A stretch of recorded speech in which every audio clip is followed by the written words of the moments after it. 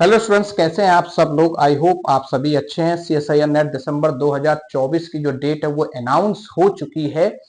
मैंने आप लोग को नोटिफिकेशन भी शेयर किया था और कहा था कि एक वीडियो मैं जारी करूंगा। ये वीडियो जो first time students form fill up कर रहे हैं या फिर जो फ्रेशर स्टूडेंट्स हैं जिन्होंने अब से पहले CSIR नेट का फॉर्म फिलअप नहीं किया, उनके लिए बहुत इंपॉर्टेंट है। क्योंकि जब वो लोग फॉर्म भरते हैं तो छोटी छोटी मिस्टेक करते हैं और मिस्टेक करने का जब उनका रिजल्ट आता है तो उनको बहुत प्रॉब्लम फेस करनी पड़ती है। तो फॉर्म फिलअप करते करते हमें कौन सी चीजों का ध्यान रखना, क्या क्या हमारी रिक्वायरमेंट है, इसको हम डिस्कस करते हैं। तो डिस्कस करने से पहले किसी ने अगर चैनल को सब्सक्राइब नहीं कर रखा है तो वो चैनल को सब्सक्राइब कर ले, क्योंकि आप लोगों का जो एग्जाम है वो 16 फेब टू 28 फेब के बीच में, अगर हम एग्जैक्ट डेट 16 फेब को भी माने तो अभी आपके पास पूरे 2 महीने हैं। इन 2 महीने में एग्जाम को कैसे क्वालिफाई करना है, किस पार्ट का रिवीजन सबसे ज्यादा करना है, किस पार्ट का रिवीजन सबसे कम करना है, कौन से PYQ और किस तरह से PYQ हमें करने हैं, प्रैक्टिस हमें करनी है, इन सब चीजों को हम लोग डिस्कस करने वाले आने वाली नेक्स्ट वीडियो में। तो चैनल को सब्सक्राइब कर लें। स्टार्ट करते हैं इस वीडियो को। बहुत छोटी वीडियो है, वीडियो में अंत तक बने रहना। बहुत ज्यादा बड़ी वीडियो में अपलोड नहीं करूंगा। तो स्टार्ट करते हैं। स्टार्ट अगर आप देखेंगे तो जो फॉर्म का जो रजिस्ट्रेशन है वो आपके 9 दिसंबर से स्टार्ट हो चुके हैं और 30 दिसंबर 2024 तक आपका ये जाएगा। यानी कि लास्ट डेट आप देखेंगे तो 30 दिसंबर आपकी लास्ट डेट है, 30 दिसंबर 2024। और जो फीस सबमिट करने की जो लास्ट डेट है वो आपकी 31 दिसंबर 2024 है। तो आप लोग 9 से और 30 के बीच अपना रजिस्ट्रेशन कर सकते हैं। आपको लास्ट में नहीं जाना है, क्योंकि लास्ट में क्या होता है कि नेटवर्क का बहुत बड़ा इशू है। तो आप अपना रजिस्ट्रेशन पहले ही कर ले। और फीस सबमिशन की जो लास्ट डेट है वो आपकी 31 दिसंबर है। अगर आप फीस की बात करेंगे कि इस फॉर्म को फिलअप करने के लिए आपको कितना NTA को फी पे करना पड़ेगा, अगर आप लोग जनरल कैटेगरी से बिलोंग करते हैं तो आपको 1150 करना है। अगर आप जनरल EWS या फिर OBC NCL से बिलोंग करते हैं तो आपको 600 पे करना पड़ेगा।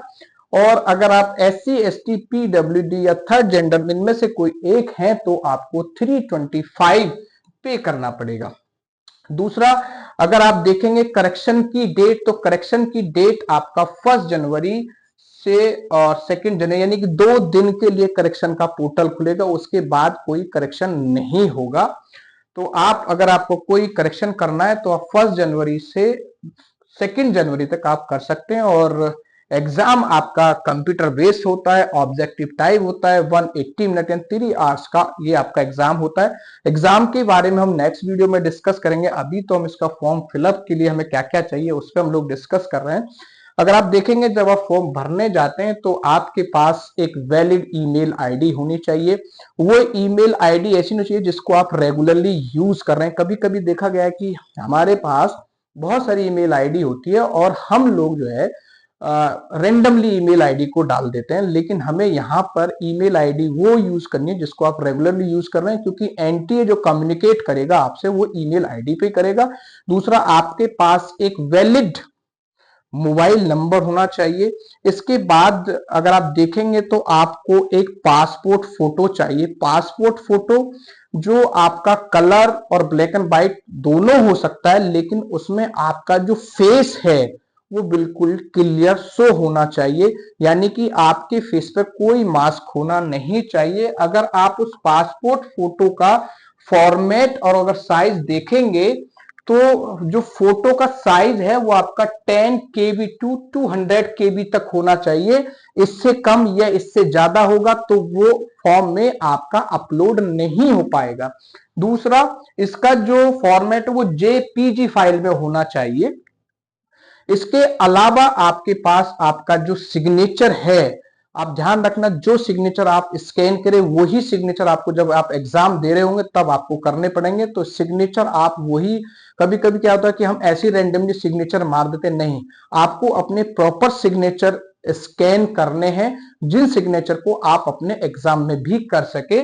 और उस सिग्नेचर का अगर आप साइज देखेंगे तो 4 KB टू 30 KB तक होना चाहिए और फॉर्मेट भी इसका JPG फाइल में ही होना चाहिए। इसके अलावा अगर आप लोग MSc first year, second year, third year, final, यानी कि आप लोगों का रिजल्ट अभी क्लियर नहीं है, मींस आपकी MSc क्लियर नहीं है, तो आप एक कैटेगरी होती है रिजल्ट अवेटेड की कैटेगरी होती है, उसमें आप लोग अपना फॉर्म फिलअप करेंगे। इसको ध्यान रखना क्योंकि बच्चे लास्ट डेट पे इसको लेके बड़ा परेशान होते हैं कि साहब हेड साहब नहीं मिले या प्रिंसिपल साहब नहीं मिले।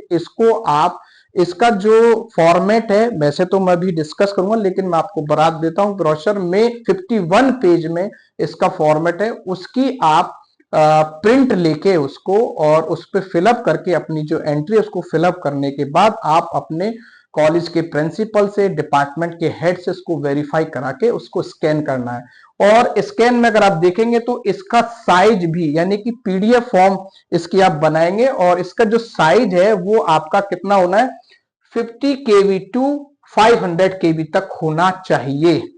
PDF फॉर्मेट इसमें ये होना चाहिए और 50 KB टू 500 KB तक आपका 51 पेज पे मिलेगा ब्रोशर। अगर आप देखेंगे, क्योंकि जो फ्रेशर स्टूडेंट्स है आप पूरा ब्रोशर आप डाउनलोड कर लेंगे, वहीं से मैंने ये कुछ पार्ट लिए हैं जो इंपॉर्टेंट पार्ट्स हैं, ठीक है।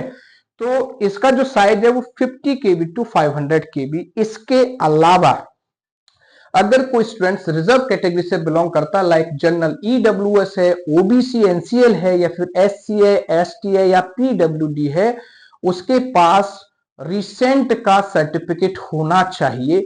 आप अगर रिसेंट का काफी पुराना है, आपके पास कई साल पुराना है, तो आप उसको रिन्यूअल करा लीजिए, इसको अपडेट करा लीजिए, ठीक है। अभी आपके पास टाइम है तो वो हो सकता है। और अगर किसी का नहीं होता है तो आप पुराने वाले को ही फिलअप कर देना, क्योंकि जब डॉक्यूमेंट्स वेरिफिकेशन होगा तब आपको वो दिखाना पड़ेगा।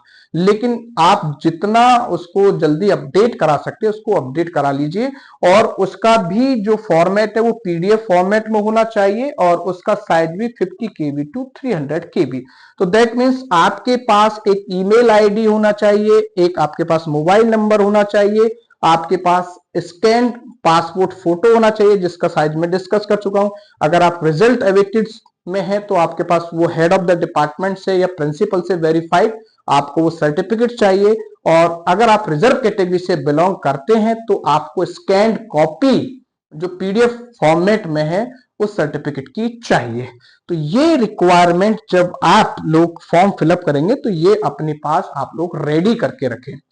दूसरा, जब हम स्टार्टिंग में जाएंगे, अभी मैं डिस्कस करूंगा, जब हम लोग स्टार्टिंग में जाएंगे तो हमारे पास एक ID प्रूफ होना चाहिए, जिससे कि हमें अपना ID बनाना होता है, रजिस्ट्रेशन करना होता है। उस ID में आपका ड्राइविंग लाइसेंस भी हो सकता है, आधार कार्ड भी हो सकता है, पैन कार्ड भी हो सकता है।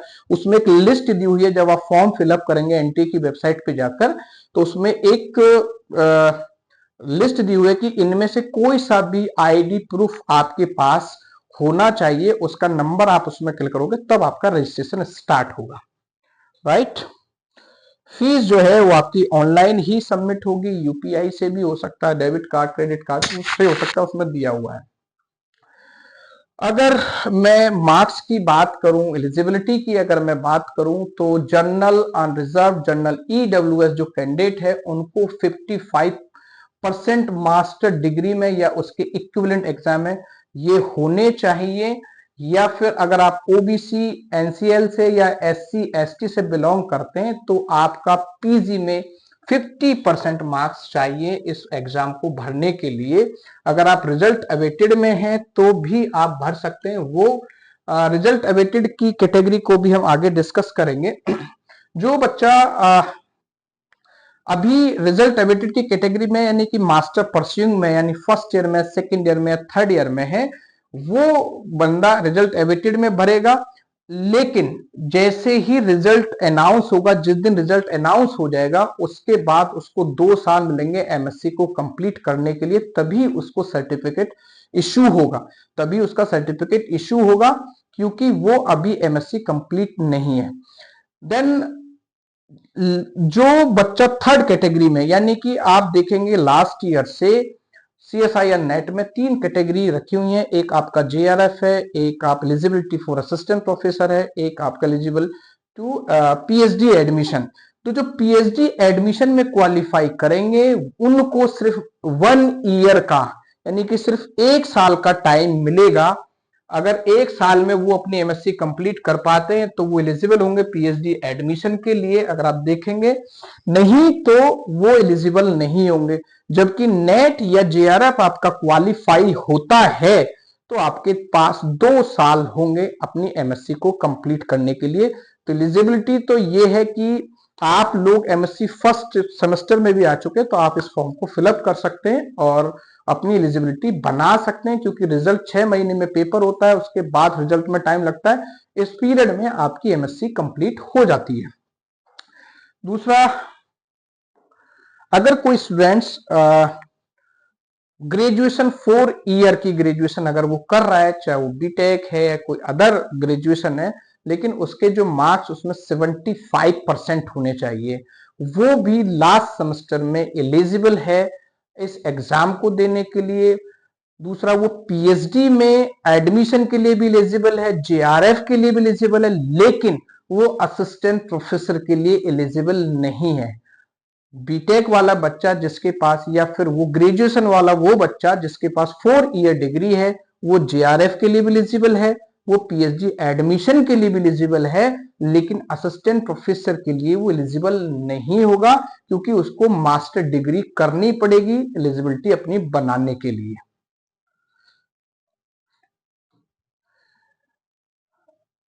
इसके बाद आपको ये सारा जो फॉर्म है वो ऑनलाइन फॉर्म भरना है, कोई भी हार्ड कॉपी किसी भी सर्टिफिकेट की आपको एनटीए को नहीं भेजनी है।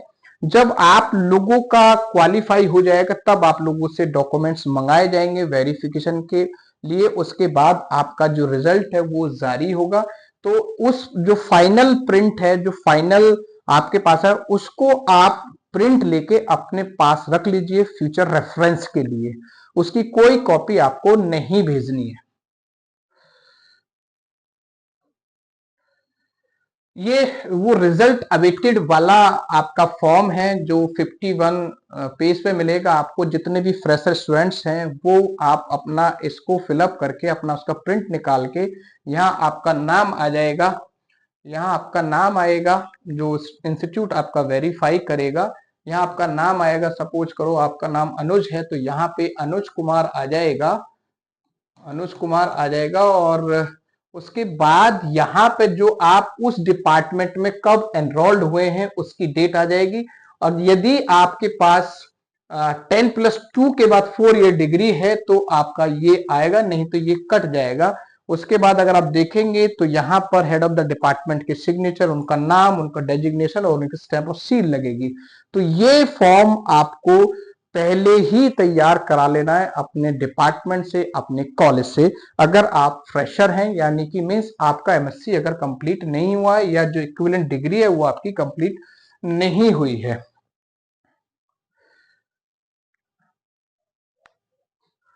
अगर आप दूसरा हम लोग अभी डिस्कस करते हैं एज की, एज का लिमिट क्या है इस एग्जाम में। एज, अगर आप जनरल कैटेगरी से बिलोंग करते हैं तो आप एज जो है आपका 30, कितना एज होगा आपका 30 एज होगा 30।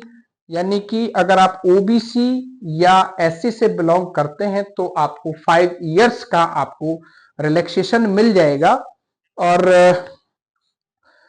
जनरल कैटेगरी से बिलोंग करते, ये सिर्फ कैटेगरी जो है वो आपकी कौन सी कैटेगरी है, ये कैटेगरी आपकी जेआरएफ की है, असिस्टेंट प्रोफेसर। पीएचडी के लिए आपकी कोई कैटेगरी नहीं है, यानी कि कोई अपर एज लिमिट नहीं है, आप कभी तक भी फॉर्म भर सकते हैं। लेकिन जो जनरल कैटेगरी है उसकी जो लिमिट है वो आपकी 30 इयर्स है।